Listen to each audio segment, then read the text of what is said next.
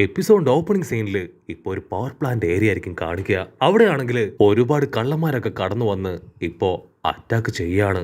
ഉടനെ ടീം 10 അവരവിടേക്ക് വന്ന് നല്ല സ്റ്റൈലായിട്ട് ആ വില്ലന്മാരുമായിട്ട് ഫൈറ്റ് ചെയ്യും. ഷിക്കമരു ആണെങ്കിൽ അവന്റെ ഷാഡോ പാരലൈസിങ് ജിപ്സു അത് യൂസ് ചെയ്യും. പക്ഷെ അത് കറക്റ്റ് ആയിട്ട് വർക്ക് ചെയ്യില്ല.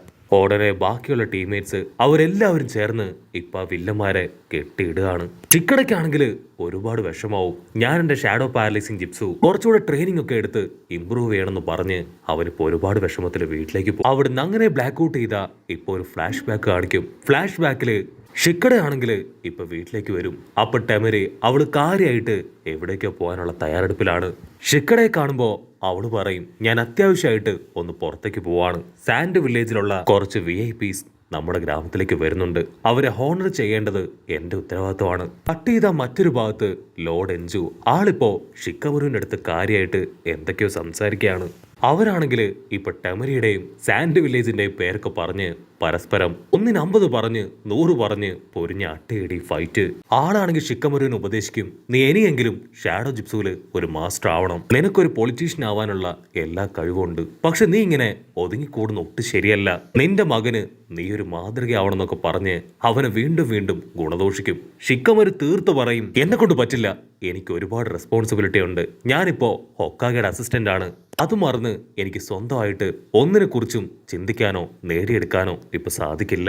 ലോർഡാണെങ്കിൽ വീണ്ടും വീണ്ടും ക്ലാനിനെ കുറിച്ച് മാത്രമായിരിക്കും ഷിക്കമരുവിന്റെ അടുത്ത് സംസാരിക്കുക. നീ കാരണം നമ്മുടെ ക്ലാനും നിന്റെ മകനും രണ്ടും നശിച്ചില്ലാതാവും. അപ്പൊ അവിടുന്ന് അങ്ങനെ സൂം ഔട്ട് ചെയ്ത ഒരു തായിട്ട് ഷിക്കട അവനാണെങ്കിൽ ഈ കാര്യങ്ങളൊക്കെ കേട്ട് പേടിച്ചു നിൽക്കുകയാണ്. ആ ലോർഡാണെങ്കിൽ ഒരുപാട് ദേഷ്യപ്പെട്ട് ഇപ്പൊ പുറത്തേക്ക് വരും. അപ്പൊ ഷിക്കട അവൻ ആ ഡോറിന്റെ സൈഡിൽ നിൽക്കുന്ന കണ്ട ആ ലോർഡ് ആളവന്റെ തോളിൽ തട്ടി പറയും, നിന്നില് എനിക്ക് ഒരുപാട് പ്രതീക്ഷയുണ്ട്.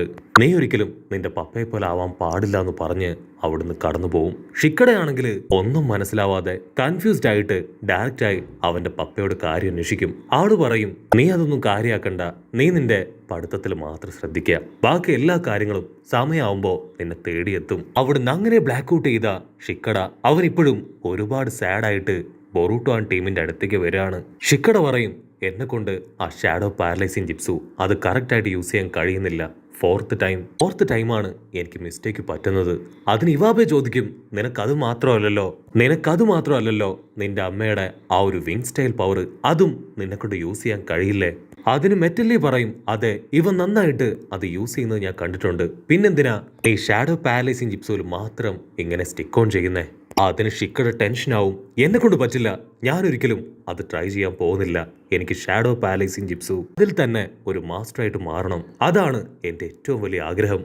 അവിടുന്ന് അങ്ങനെ ബ്ലാക്ക് ഔട്ട് ചെയ്ത ഇപ്പൊ മോഗി സെൻസായെ കാണിക്കും. സെൻസായി ആണെങ്കിൽ ഷിക്കട ടീമിന് ഇപ്പൊ പുതിയൊരു മിഷൻ കൊടുക്കും. നമ്മുടെ ഗ്രാമത്തിലെ പവർ പ്ലാന്റ് അത് കണ്ടു മനസ്സിലാക്കാൻ വരുന്ന കുറച്ചു പേര്, അവർക്ക് നിങ്ങൾ പ്രൊട്ടക്ഷൻ കൊടുക്കണം. അതിനുശേഷം ആ ലോഡ് ആളാണെങ്കിൽ ഷിക്കടെ അടുത്തേക്ക് വിളിക്കും. ആളിപ്പോ വളരെ കാര്യമായിട്ട് അവനെ ഉപദേശിക്കുകയാണ്, എത്രയും പെട്ടെന്ന് നീ പൊളിറ്റിക്സിൽ ഇറങ്ങണം. നിന്റെ പപ്പയെ പോലെ നീ ഒരു വേസ്റ്റായി മാറാൻ ഞാൻ അനുവദിക്കില്ല. നിനക്ക് ഒരുപാട് കഴിവുണ്ട്. സോ തീർച്ചയായിട്ടും ഈ ഓപ്പർച്യൂണിറ്റി അത് നീ കറക്റ്റായിട്ട് യൂസ് ചെയ്യണം. ഷിക്കടായി ആണെങ്കിൽ ഇപ്പൊ ആള് പറഞ്ഞ കാര്യങ്ങള് അത് മുഴുവനായിട്ട് ആലോചിക്കും. കട്ട് ചെയ്ത നെക്സ്റ്റ് ഡേ ഷിക്കമരുവും ഷിക്കടയും അവർ രണ്ടുപേരും സോഹിക്കയും കളിക്കുകയാണ്. ഉടനെ ഷിക്കട പറയും, ഞാൻ പൊളിറ്റിക്സിൽ ഇറങ്ങാൻ പോവാണ്. ലോർഡ് എൻജു അദ്ദേഹം എന്നെ മീറ്റ് ചെയ്ത് ഇതിനെക്കുറിച്ച് സംസാരിച്ചിരുന്നു. ഞാൻ ഒരുപാട് നേരം ആലോചിച്ചെടുത്ത ഒരു തീരുമാനമാണിത്. 2 വർഷം എനിക്ക് പൊളിറ്റിക്സിൽ ഇറങ്ങിയേ മതിയാവും. ടമരി ആണെങ്കിൽ അത് കേട്ട് ഷോക്കാവും. പക്ഷെ ഷിക്കമരുവിന് യാതൊരു ഭാവവ്യത്യാസവും ഉണ്ടാവില്ല. അതിനുശേഷം ഷിക്കട അവന്റെ തീരുമാനം ഓരോരുത്തരായിട്ട് അറിയിക്കാൻ തുടങ്ങും.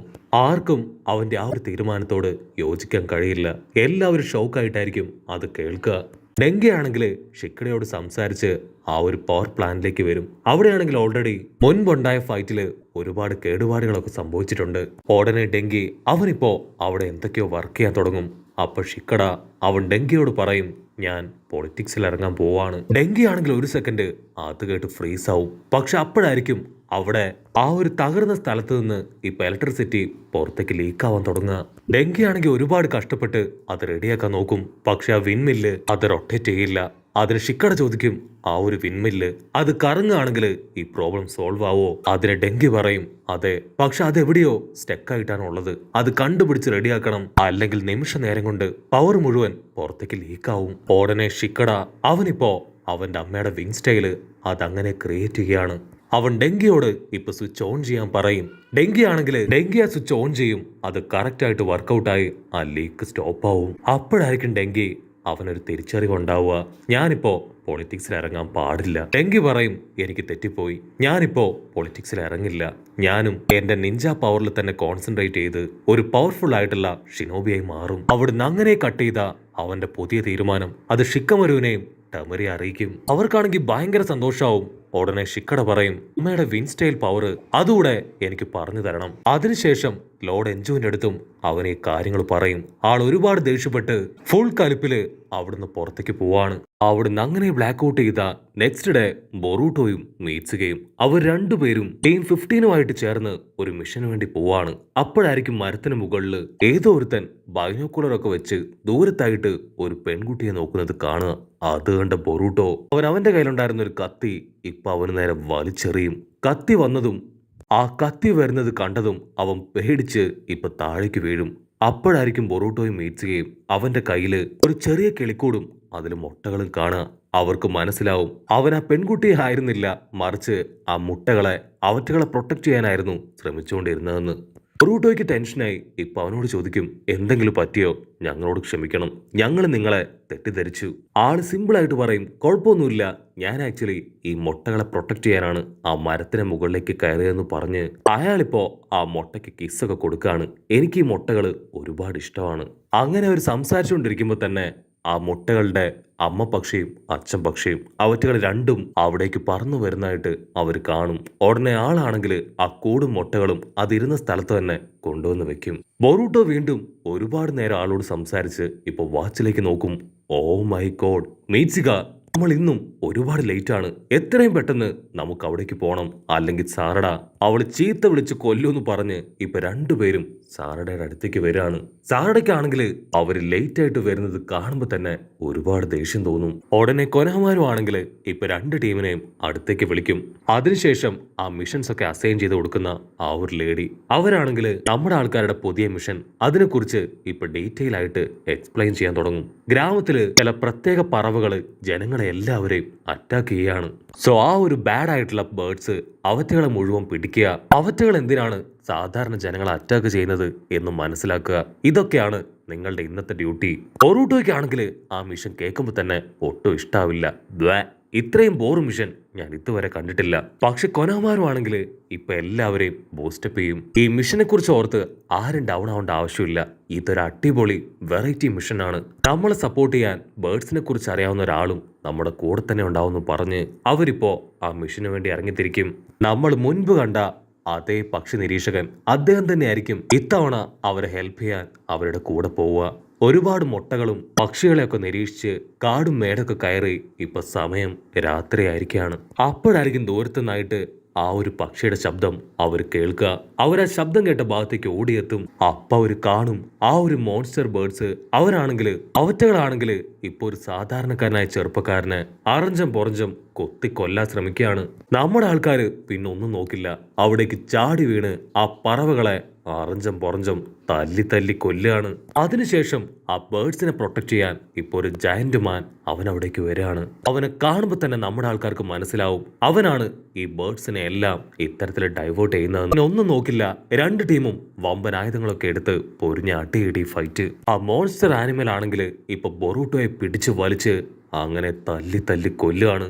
ഉടനെ ആ ന്യൂ ആനിമല് അതങ്ങനെ ചാടി വന്ന് ആ മോൺസ്റ്റർ ആനിമലിനെ അതിന് വലിയൊരു കുഴിയിലേക്ക് തള്ളിയിടും. അല്പസമയം കഴിയുമ്പോൾ നമ്മുടെ ആൾക്കാര് അവരാണെങ്കിൽ അവിടെയുള്ള ജനങ്ങളുടെ അടുത്തേക്ക് വരും. അപ്പോൾ ഒരു വയസ്സായ ഗ്രാൻഡ് പാ ആള് പറയും, ഈ ഒരു ബേർഡ്സ് ഇവറ്റകൾ കാരണം ഞങ്ങൾക്കിപ്പോൾ ജീവിക്കാൻ കഴിയുന്നില്ല. ഇവറ്റകൾ ഞങ്ങൾ ആക്രമിക്കുക മാത്രമല്ല എന്തോ ഒരു രോഗം ഞങ്ങളിലേക്ക് സ്പ്രെഡ് ചെയ്യാൻ ശ്രമിക്കുകയാണ്. ഈ ബേർഡ്സ് വർഷങ്ങളായിട്ട് ഇവിടെ ഉള്ളതാണ്, പക്ഷെ കുറച്ച് മാസങ്ങൾക്ക് മുൻപാണ് ഇവറ്റകളിൽ അക്രമാസക്തമായ ചില മാറ്റങ്ങളൊക്കെ കണ്ടു തുടങ്ങിയത്. ആ ഒരു റിവർ സൈഡ് ആ ഒരു ഭാഗത്ത് നിന്നാണ് ഇവറ്റകളെല്ലാം ഇവിടേക്ക് പറന്നു വരുന്നത്. അത് കേട്ട ബേർഡ്സിനെ റിസർച്ച് ചെയ്യുന്ന ആള് പറയും, എനിക്ക് കൃത്യമായിട്ട് എല്ലാ കാര്യങ്ങളും റിസർച്ച് ചെയ്യണം. തൽക്കാലം നിങ്ങൾ ആരും ആ ഒരു ലേക്കിന്റെ സൈഡ് അവിടേക്ക് പോകാൻ പാടില്ല. എനിക്ക് ആ ലേക്കിന്റെ സൈഡും ആ ബേർഡ്സ് ഉള്ള മൗണ്ടെയിൻ പാർട്ടും അവിടെ മുഴുവനും ഇൻവെസ്റ്റിഗേഷൻ നടത്തണം. അപ്പോഴായിരിക്കും നാമിഡ റിവറിന്റെ അടുത്ത് മയങ്ങിക്കിടന്ന ജോഗോയെ എടുത്തോണ്ട് അവിടേക്ക് വരിക. ചാറടയ്ക്കും മീച്ചയ്ക്കും ആളെ കാണുമ്പോൾ തന്നെ മനസ്സിലാവും അത് ജൂഗോ ആണെന്ന്. ഇദ്ദേഹം ഒറോച്ചിമാറുവിന്റെ ലാബിലുണ്ടായിരുന്ന അസിസ്റ്റന്റ് ആണ്. ഇദ്ദേഹം എങ്ങനെ ഇവിടെ എത്തി? അല്പസമയം കഴിയുമ്പോ ഇപ്പൊ ജൂഗോ കണ്ണു തുറക്കും. ബൊറൂട്ടോ ചോദിക്കും, ജൂഗോ നിങ്ങൾക്ക് എന്താ പറ്റിയേ? നിങ്ങൾ എങ്ങനെ ഈ കാട്ടിലേക്ക് വന്നു? പക്ഷെ ജൂഗോ ആണെങ്കിൽ ഒന്നും മിണ്ടില്ല. അതേസമയം ആ ബേർഡ്സിൽ നിന്ന് കേഴ്സ് മാർക്ക് പവർ കിട്ടിയ ഒരുപാട് പേര് അവരെ ഓരോരുത്തരായിട്ട് കൊനാമാരും ആ ബേർഡ്സിനെ ഇൻസ്പെക്ട് ചെയ്യുന്ന ആളും അവർ രണ്ടുപേരും ചെക്ക് ചെയ്യാണ്. അടുത്ത സെക്കൻഡ് ഒരു കേഴ്സ് മാർക്ക് പവർ ഉള്ളവൻ ആ ബേർഡ്സിനെ ഇൻസ്പെക്ട് ചെയ്യുന്ന ആളെ പുറത്തേക്ക് ഓടിച്ചു കൊണ്ടുവരും. അത് കണ്ട ജൂഗോ ആണെങ്കിൽ ആ കേഴ്സ് മാർക്ക് പവർ ഉള്ളവനെ അവനെ പിടിച്ചു വലിച്ച് താഴെ ലോക്ക് ചെയ്യും. താഴേക്ക് തള്ളിയിട്ട് ലോക്ക് ചെയ്യാണ്. അടുത്ത സെക്കൻഡ് അവന്റെ ബോഡിയിലുണ്ടായിരുന്ന കേഴ്സ് മാർക്ക് പവർ അത് ജൂഗോയുടെ ബോഡിയിലേക്ക് ട്രാൻസ്ഫർ ആയി അവനിപ്പോ കാട്ടിലേക്ക് ഓടും. ഉടനെ നമ്മുടെ ആൾക്കാരെല്ലാവരും ഇപ്പൊ ആ കാട്ടിലേക്ക് വന്ന് ആ കാട് മുഴുവൻ കയറി ഇറങ്ങി ജൂഗോയെ അന്വേഷിക്കുകയാണ്. അല്പസമയം കഴിയുമ്പോൾ ബൊറൂട്ടോയും സാറടയും അവർ ദൂരത്തായിട്ട് ഒരു ഗുഹ കണ്ടുപിടിക്കും. സാറടയും ബൊറൂട്ടോയും അവർ രണ്ടുപേരും ആ ഗുഹയുടെ അകത്തേക്ക് വരും. അപ്പൊ ലോങ് ഷോട്ടിലായിട്ട് സാക്ഷാൽ ജൂഗോ ആക്ച്വലി അവനാണ് ആ ഒരു മോൺസ്റ്റർ ആനിമൽ. ആ ഒരു മോൺസ്റ്റർ അവൻ പതിയെ പതിയെ ആ മോൺസ്റ്റർ രൂപത്തേക്ക് ഇപ്പൊ ട്രാൻസ്ഫർ ആവുകയാണ്. ജൂഗോ മുഴുവനായിട്ടും ആ ഒരു മോൺസ്റ്ററായി മാറി സാറടയ്ക്കും ബൊറൂട്ടോയ്ക്കും നേരെ അങ്ങനെ തിരിയുന്നതോടു കൂടെ ഈ ഒരു എപ്പിസോഡും അവസാനിക്കുന്നു.